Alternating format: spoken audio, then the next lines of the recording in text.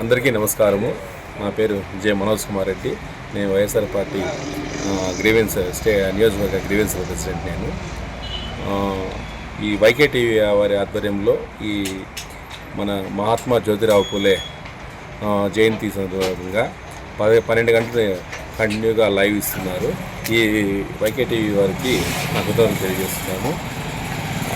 మహాత్మా జ్యోతిరావు పూలే గారు అంటరానితనాన్ని రూపుమాపడానికి, ఈ కుల మతాలని సమానత్వం ఏర్పరచడానికి ఎంతో కృషి చేశారు.